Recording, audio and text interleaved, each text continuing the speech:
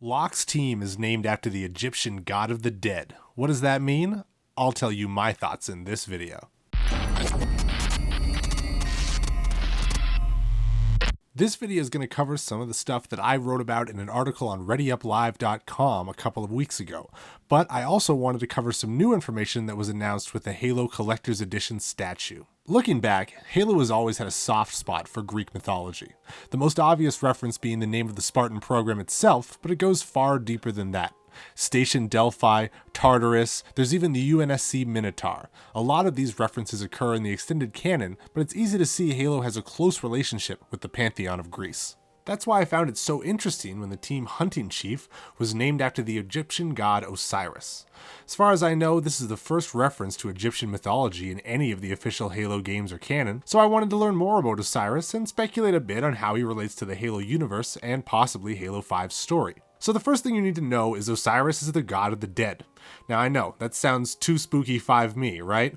But that's actually not the case. While we might think of death as a scary thing, ancient Egyptians saw it as a chance at eternal life, and Osiris was the one who provided it to them. Upon their death, ancient Egyptians believed that entry into the kingdom of Osiris was decided by a panel of 42 divine judges. Nice Hitchhiker's Guide to the Galaxy reference, by the way, ancient Egypt. If the judges decided you were not worthy, you were thrown to a devourer and you died for real, son, so don't mess around. Now, how does this tie into the story of Halo 5? Well, the obvious interpretation is that Locke is looking to kill Chief. I can tell you that in ancient Egypt, if Osiris was hunting you, you probably weren't going to be alive for a long time. Although, if you were going to be alive, it was probably going to be the eternal life kind of alive, not the alive.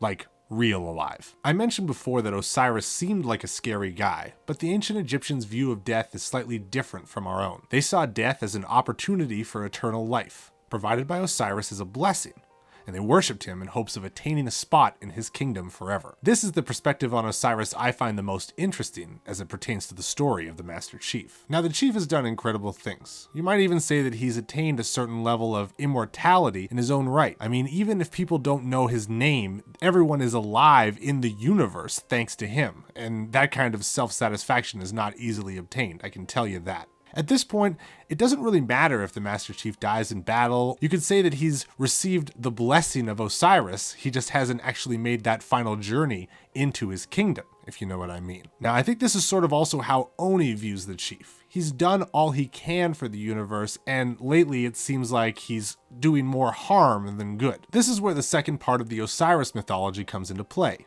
judgment. In ancient Egypt, you had to live your life according to the rules of the Ma'at. However, in Halo 5, the judgment refers to the actions of the Master Chief. Is he a hero or a villain? Has he saved the universe, or has he doomed us all? It seems obvious to us that the Chief is a hero in all of this. We lived it with him. But that might not be the case for everybody, as we've seen with Hunt the Truth.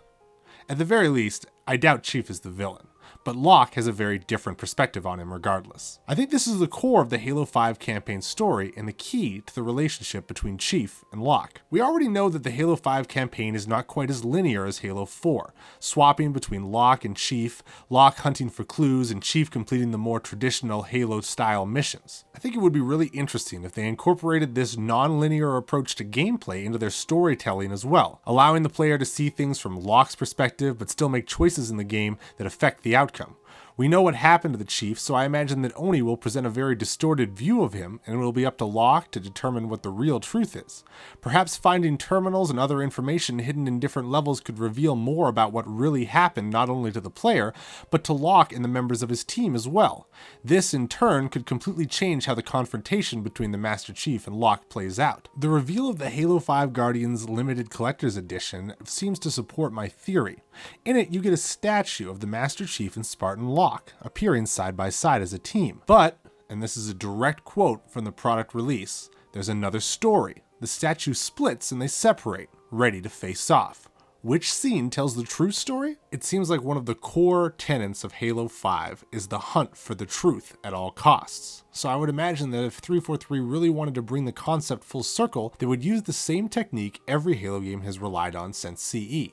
legendary endings. Halo has always told two slightly different stories. The legendary endings have always provided a little bit more information to truly dedicated players. Using this same trope in Halo 5, you could simply have it seem as though Locke and the Chief are enemies in the normal ending, but in the legendary one reveal them to be allies, or vice versa, although that seems unlikely. A lot of the time people think non-linear storytelling is like Mass Effect, with multiple endings that completely diverge. However, it is possible to tell a linear story in a non-linear way. There's still a concrete set of events, it's just about how those events are revealed to the audience and in what order. I think it's really interesting that 343 is experimenting a little bit with the storytelling formula for the Halo 5 campaign. I've always been a fan of the storytelling in Halo 3 ODST. This is another great example of non-linear storytelling of a linear story. With Buck coming back for Halo 5, along with all of these hints about who's the real enemy, who's the villain, hunt the truth, I'm really excited to see what the Halo 5 campaign has to offer. If you are, why don't you leave a like at the bottom of the video. Thanks a lot for watching, guys. I will see you next time. Talk about why Destiny came out kind of half-baked, why it seemed like there wasn't quite enough content for the game, and why it seemed like certain aspects of it weren't finished at all. But in order to talk about Destiny, like I said, I really want to talk about Bungie. Now, Bungie's always been sort of